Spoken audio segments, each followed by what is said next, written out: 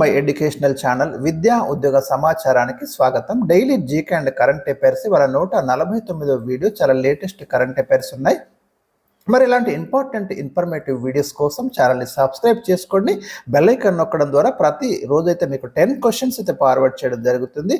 అదేవిధంగా వీడియోని లైక్ చేయండి. ఈ రోజు ఫస్ట్ క్వశ్చన్ వచ్చేసి మనకి 2025 నేషనల్ సైన్స్ డే యొక్క థీమ్ ఏమిటి అనేది ప్రశ్న అండి. వెరీ ఇంపార్టెంట్, ఎందుకంటే మీకు ముఖ్యమైనటువంటి దినోత్సవాలు, ఆ దినోత్సవాల సందర్భంగా నిర్ణయించే థీమ్స్ మీద కంటిన్యూగా క్వశ్చన్స్ ఉంటున్నాయి.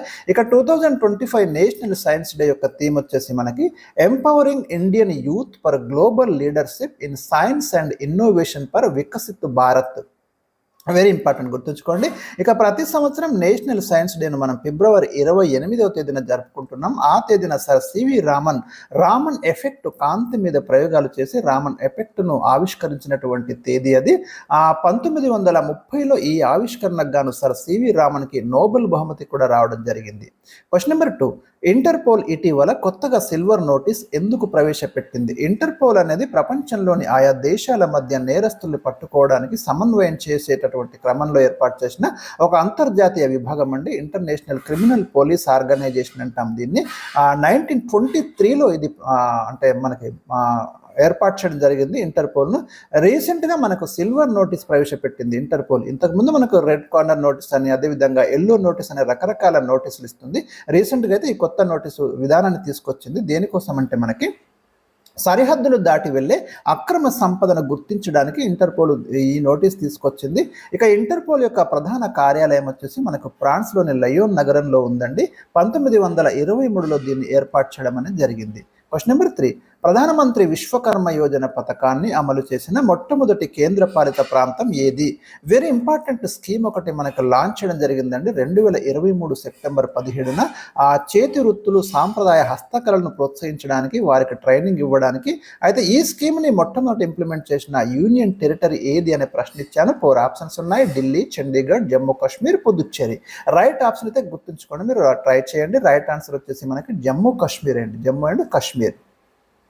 క్వశ్చన్ నెంబర్ 4, సూర్యుడికి అత్యంత దగ్గరగా వెళ్ళి సురక్షితంగా తిరిగి వచ్చిన నాసాకు చెందిన వ్యోమనౌక ఏది?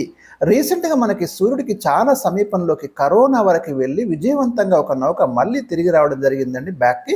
అలా రావడం అనేది ఇదే ఫస్ట్ టైము. అయితే నాసా ప్రయోగించిన పార్కర్ సోలార్ ప్రోబ్ అనే వ్యోమనౌక అయితే సూర్యుడికి అత్యంత సమీపంలోకి వెళ్ళి తిరిగి రావడం జరిగింది. ఇక నాసా అంటే మనకు national aeronautics and space administration అండి. ఇది అమెరికాకు చెందిన అంతరిక్ష సంస్థ. మనకు ఇస్రో ఎలాగో అమెరికాకు నాసా అలాగా అంతరిక్ష ప్రయోగాలు అయితే నిర్వహిస్తుంది.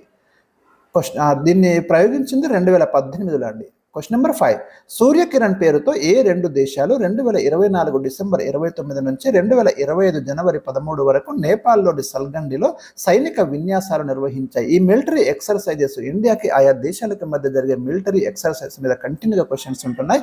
మరి రీసెంట్గానైతే మనకి ఈ మిలిటరీ ఎక్సర్సైజ్ జరుగుతుంది, కంప్లీట్ కూడా అయిపోయిందండి. జనవరి 13 వరకు భారత్, నేపాల్ మధ్య ఈ సూర్యకిరణ్ విన్యాసాలు అయితే జరిగాయి. క్వశ్చన్ నెంబర్ 6, ధర్మ గార్డియన్ పేరుతో ఏ 2 దేశాలు 2025 ఫిబ్రవరి 25న సైనిక విన్యాసాలు ప్రారంభించాయి? ఇది చాలా డిఫరెంట్గా ఉందండి పేరు. ఖచ్చితంగా మనకి క్వశ్చన్ అయితే ఎక్స్పెక్ట్ చేయొచ్చు ఈ ఏరియా నుంచి. ఇక 4 ఆప్షన్స్ ఉన్నాయి చూడండి: India, Mauritius, Japan, India, Germany, India, Bhutan. ఇక్కడ రైట్ ఆన్సర్ వచ్చేసి మనకు జపాన్ అండ్ ఇండియా మధ్య ధర్మ గార్డియన్ పేరుతో సైనిక విన్యాసాలు అయితే జరుగుతున్నాయి. వేదిక వచ్చేసి మనకి మౌంట్ ఫుజీ అండి. ఈ విన్యాసాలు 2018లో మొదలయ్యాయి. క్వశ్చన్ నెంబర్ 7, 2025 ఫిబ్రవరిలో ఫోర్బ్స్ పత్రిక విడుదల చేసిన ప్రపంచంలోని అత్యంత శక్తివంతమైన దేశాల జాబితాలో భారత్ స్థానం ఎంత? అత్యంత శక్తివంతమైన దేశాల జాబితాలో భారత్ స్థానం వచ్చేసి 12వ ప్లేస్లో ఉందండి. ఇక ప్రపంచంలో అత్యంత శక్తివంతమైన దేశాలు అమెరికా, చైనా, రష్యా. చివరి స్థానం వచ్చేసి మనకు ఎస్తోనియా 89వ ప్లేస్లో ఉంది. ఎస్తోనియా అనేది శక్తివంతమైన దేశాల జాబితాలో చివరి దేశం మాత్రం ఎస్తోనియా. క్వశ్చన్ నెంబర్ 8, భారత సైన్యాన్ని అత్యంత శక్తివంతంగా తీర్చిదిద్దడానికి ఏ సంవత్సరాన్ని కేంద్ర ప్రభుత్వం రక్షణ రంగ సంస్కరణల సంవత్సరంగా ప్రకటించింది? ఇయర్ ఆఫ్ రీఫార్మ్స్ అంటాము. ఇక్కడ 4 ఆప్షన్స్ ఉన్నాయి: 2024, 23, 26, 25. రైట్ ఆన్సర్ వచ్చేసి మనకి 2025ను ఇయర్ ఆఫ్ రీఫార్మ్స్గా ప్రకటించింది రక్షణ రంగం సంబంధించి. ఎందుకంటే మిలిటరీని మరి అత్యంత శక్తివంతంగా తీర్చిదిద్దడం కోసమే ఈ ఇయర్ని అయితే మనం సంస్కరణల సంవత్సరంగా లక్ష్యంగా తీసుకుంటున్నాం. క్వశ్చన్ నెంబర్ 9, ఇటీవల వార్తల్లోకి వచ్చిన ఎస్ఎల్బిసి విస్తరించండి. శ్రీశైలం లెఫ్ట్ బ్యాంక్ కెనాల్ అండి, వెరీ ఇంపార్టెంట్. ఎందుకంటే ఇక్కడ ఒక టన్నెల్ కూలిపోయి 8 మంది చనిపోవడం జరిగింది తెలంగాణలో. ఇది శ్రీశైలం జలాశయం నుంచి నల్గొండకు 30 టీఎంసీల కృష్ణా జలాలు అందించాలన్నది ఈ ప్రాజెక్టు యొక్క లక్ష్యము. నాగర్ కర్నూలు జిల్లా దోమలపెంట సమీపంలో ఎడమవైపు సొరంగం 14 కిలోమీటర్ వద్ద టన్నెల్ పైకప్పు కూలిపోయింది ఫిబ్రవరి 22, 2025న. క్వశ్చన్ నెంబర్ 10, లాస్ట్ క్వశ్చన్ ఇవాళ. 2025 జనవరి 15న ఇక్కడ తీసుకోండి. 2025 జనవరి 15న భారత్ విజయవంతంగా పరీక్షించిన డ్రోన్ విధ్వంసక సూక్ష్మ క్షిపణి ఏది?